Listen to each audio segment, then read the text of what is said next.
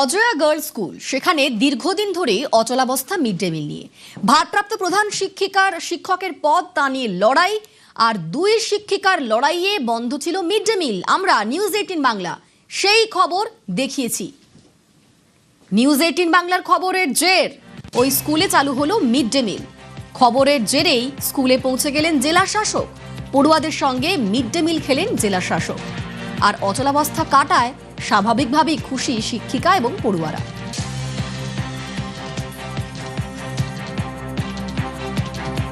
এটা তো আমাদের কাছে খবর পৌঁছতে একটু টাইম লেগেছে। খবর পেয়েছি, সঙ্গে সঙ্গে ব্যবস্থা নিয়েছি। আমি নিজেই এসেছি এখানে, আজকে রান্না হলো, বসে বাচ্চাদের সঙ্গে খেয়েছি। আশা রাখছি কি এখান থেকে সব কন্টিনিউ হবে, খাবার অ্যাজ পার মেনু দেওয়া হবে। বাচ্চারাও খুশি আছে। স্কুল में যে অন্যান্য অসুবিধা আছে, যেমন কিছু জঙ্গল বগেরা হয়ে গেছে, ভিডিও ম্যাডামকে বলেছি দেখার জন্য, এসব পরিষ্কার পরিচ্ছন্ন করার জন্য। আর যারা রেসপন্সিবল পার্সন আছে তাদের এগেনস্টের ব্যবস্থা নেওয়াই হবে। এরকম ক্যাজুয়ালি কাজ করলে হবে না। ইয়া 15 দিন ধরে কেন মিড ডে মিল বন্ধ থাকবে। আর স্যালারি নিয়ে যে খবর পেয়েছি, টিচার চার্জ নিয়েছেন, তাকে বলেছি ইমিডিয়েটলি প্রপোজাল পাঠাতে, তাকে সবার স্যালারি হয়ে যায়। আর যারা রেসপন্সিবল আছেন তাদের এগেনস্টে আমরা ব্যবস্থা নেব। আপনাদেরকে আমি সাধুবাদ জানাই। আমাদের অনেক অনেক খুশি হয়েছে, অনেক আনন্দিত হয়েছি যে আসার জন্য ধন্যবাদ অনেক। আর আমাদের ফুলও দিয়েছি, আমাদেরও ফুল দিয়েছে। দীর্ঘদিন বাদে স্কুলে মিড ডে মিল চালু হলো, তোমাদের কথা শুনলো, কি বলবে এটা নিয়ে? ধন্যবাদ আমাদের পক্ষ থেকে, এইটাই চাই। মিড ডে মিল চালু থাকুক ও পরিষ্কার পরিচ্ছন্ন থাকুক, এইটাই চাই। খেজুরির এই স্কুলে দীর্ঘদিন বন্ধ ছিল মিড ডে মিল, বন্ধ ছিল শিক্ষিকাদের বেতন। সেই সমস্যা নিয়ে খবর সামনে তুলে ধরে নিউজ 18 বাংলা। আর খবরের জেরে রীতিমতো শোরগোল শুরু হয়। রাজ্য শিক্ষা দপ্তর থেকে নির্দেশ আসে এবং খেজুরির এই স্কুলে ছুটে আসেন জেলা শাসক নিরঞ্জন কুমার। শেষমেশ আজ থেকে আবার চালু হলো স্কুলে মিড ডে মিল। বেতন বন্ধ ছিল, তাও চালু হলো। নিউজ 18 বাংলাকে সকলেই ধন্যবাদ জানাচ্ছেন। খেজুরি থেকে ক্যামেরায় শুভেন্দু কামিলার সঙ্গে সুজিত ভৌমিক, নিউজ 18 বাংলা। বিশেষভাবে সক্ষমদের দেওয়ার জন্য সাংসদ তহবিলে টাকায় কেনা ট্রাইসাইকেল। অভিযোগ, সরকারি দফতরেই সেগুলো পড়ে পড়ে নষ্ট হচ্ছে, অথচ যাদের ট্রাইসাইকেল প্রয়োজন তারা দরবার করেও পাচ্ছেন না বলে অভিযোগ। সমস্যা সমাধানের আশ্বাস দিয়েছেন মুর্শিদাবাদের সাংসদ আবু তাহের খান।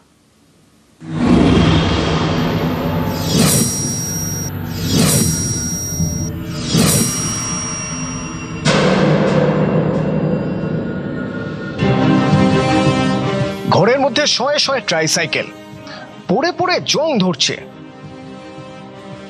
উপরে ধুলোর মোটা আস্তরণ, মাকড়সার জাল। ছবিটা মুর্শিদাবাদের হরিহরপাড়ার। অভিযোগ, বিশেষভাবে সক্ষমদের জন্য সাংসদ তহবিলের টাকায় কেনা ট্রাইসাইকেল বিলি করা হয়নি। আপনাদেরকে দেখাবো যে এই দেখতে পাচ্ছেন এইখানে এই ট্রাইসাইকেল ঘরের ভিতরে পড়ে পড়ে নষ্ট হচ্ছে, জং ধরে গেছে, কিন্তু তবুও পাচ্ছে না প্রতিবন্ধীরা ট্রাইসাইকেল। এই যে ভাঙা সাইকেলে ঘুরছেন, নতুন সাইকেল কি দেয়নি আপনাকে? কি বলেছে? পরে বলেছে। কতদিন ধরে চাইছেন? মুর্শিদাবাদের সাংসদ আবু তাহের খান 2024-25 অর্থবর্ষে তাঁর সাংসদ তহবিলের টাকায় ট্রাইসাইকেলগুলো কেনা হয়। সেই থেকে হরিহরপাড়া কৃষি উন্নয়ন প্রকল্প আধিকারিকের অফিসের নিচের তলার ঘরে ট্রাইসাইকেলগুলো পড়ে আছে। অথচ আর্থিকভাবে পিছিয়ে থাকা বিশেষভাবে সক্ষমরা এই ট্রাইসাইকেলের জন্য বারবার দরবার করেও পাচ্ছেন না বলে অভিযোগ। এসছি আমার মায়ের জন্য। আমার মায়ের পা কাটার সময় আমি বেডি অফিসে দরখাস্ত দিয়েছিলাম একটা সাইকেলের জন্য, 3 চাকা সাইকেল। আমি আজ 2 বছর ধরে ঘুরছি, এই পর্যন্ত আমি একটা সাইকেল পেলাম। একবার ছেড়ে 4 বার আমি এই কাগজটা জমা দিয়েছি জেরক্স করে, তবু আমি পেলাম না। এখন পর্যন্ত এই তাহের খান যিনি এমপি আছেন, তার মাল অযত্নে একেবারে ভেঙে চলে যাচ্ছে, নষ্ট হচ্ছে। সরকারের কারো হেলদোল নেই, এমপিরও এই ব্যাপারে তদারকি নেই। এটা দুর্ভাগ্য। সম্পত্তি নষ্ট হচ্ছে দেশের। টাকাটা অ্যালট করলেই হলো না, এমপিরও তো দেখার দায়িত্ব প্রকৃত প্রতিবন্ধীরা পেলো কি না পেলো, এসব হেলদোল নেই। এতগুলো ট্রাইসাইকেল পড়ে পড়ে নষ্ট হচ্ছে, সে কথা মেনে নিয়েও আশ্বাস দিতে ভুলছেন না মুর্শিদাবাদের সাংসদ। এগুলো তো নতুন কেনা হয়েছিল এবং আমরা তো তখন কিনে কিছুটা ডিস্ট্রিবিউশন হয়েছে আর কিছুটা এমএলএ সাহেব তার হেফাজতে রেখেছিল, পরবর্তী ক্ষেত্রে কিছুটা ভিডিওর হেফাজতেও আছে। এই 15 দিনের মধ্যে এই ট্রাইসাইকেলগুলো কি অবস্থায় আছে এবং সেগুলো যাদের নামে অ্যালটমেন্ট করা হয়েছিল তাদেরকে দেওয়ার জন্য প্রয়োজনীয় ব্যবস্থা নেওয়া, ঠিকঠাক করে সেগুলো আমরা মানুষের হাতে তুলে দিই। মুর্শিদাবাদ থেকে রাকিবুল ইসলাম, নিউজ 18 বাংলা।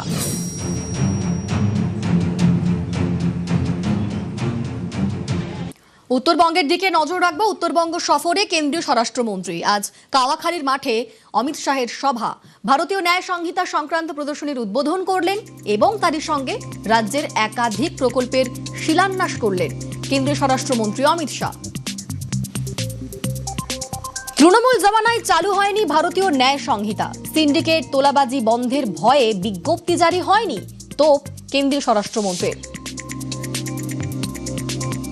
शुभेंदु जी ने बताया पूरे देश भर में ये नई न्याय संहिताओं को अमल करने का काम शुरू हो गया है, मगर पश्चिम बंगाल की मुख्यमंत्री ममता जी ने बंगाल में इसके नोटिफिकेशन नहीं निकाले थे। उसका कारण था कि जैसे ही न्याय संहिताओं का इंप्लीमेंटेशन होगा, सिंडिकेट, कटमनी, टोल टैक्स और भय का साम्राज्य टूटकर चूर चूर हो जाएगा।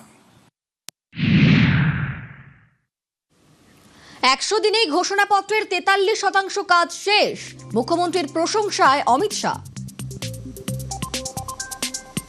100 दिन के शासन में हमारे 5 साल के लिए जो घोषणा पत्र बनाया था उसके 43% काम शुभेंदु जी ने 100 दिन में पूरा कर दिया है। मैं आप सबकी ओर से शुभेंदु जी को बहुत बहुत बधाई और साधुवाद देना चाहता हूं।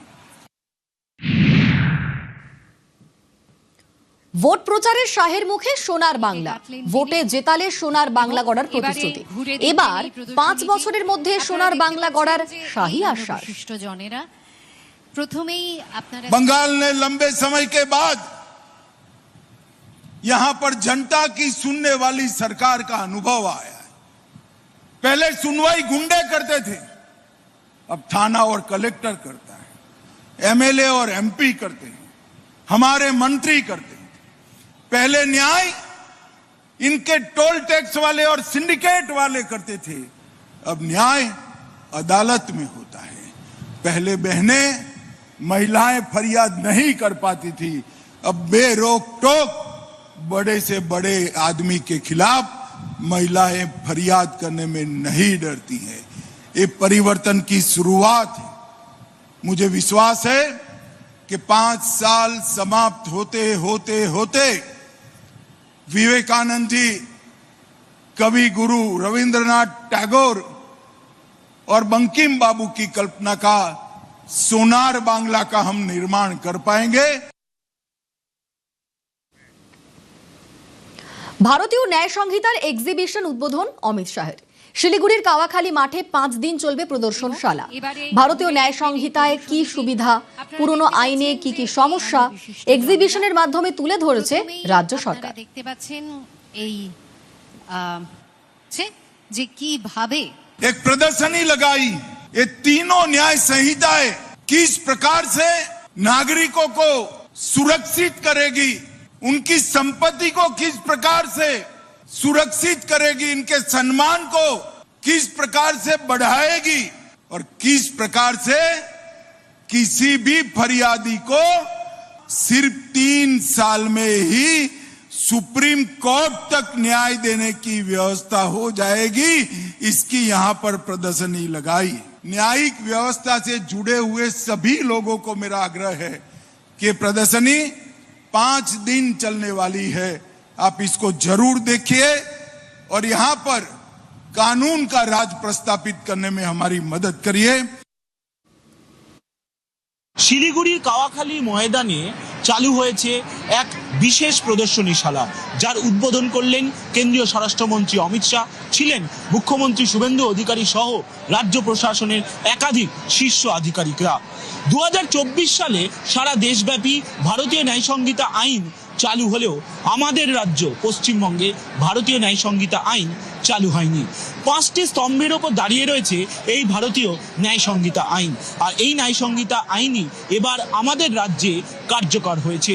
পুরো দমে বাংলায় সরকার পালাবদলের পর 1 মাসের পরিশ্রমে এই ভারতীয় ন্যায় সংহিতা আইন কার্যকর হলো।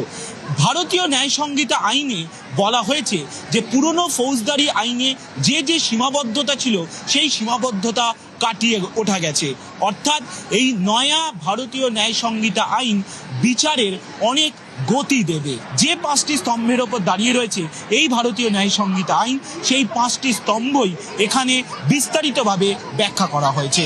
ক্যামেরায় খোকন দাসের সঙ্গে সম্রাট বন্দ্যোপাধ্যায়, নিউজ 18 বাংলা, শিলিগুড়ি। চিকেন স্নেকে শাহী নজরদারি, শিলিগুড়ি করিডোরে নিশ্ছিদ্র নিরাপত্তা। नरेंद्र मोदी सरकार ने सिलीगुड़ी कॉरिडोर चिकन नेक के राष्ट्रीय सुरक्षा के दृष्टिकोण को, उसके महत्व को बहुत अच्छे तरीके से पहचाना है। 8 राज्यों को जोड़ने वाला ये अत्यंत संवेदनशील महत्वपूर्ण गलियारा है। 3 अंतर्राष्ट्रीय सीमाएं नेपाल, भूटान और बांग्लादेश यही सिलीगुड़ी कॉरिडोर को लगती है और एक प्रकार से इसकी सुरक्षा राष्ट्र की सुरक्षा के साथ जुड़ी हुई है। हमने सिलीगुड़ी कॉरिडोर की सुरक्षा को अभेद बनाने के लिए त्रिकोणीय सुरक्षा ग्रिड बनाया है।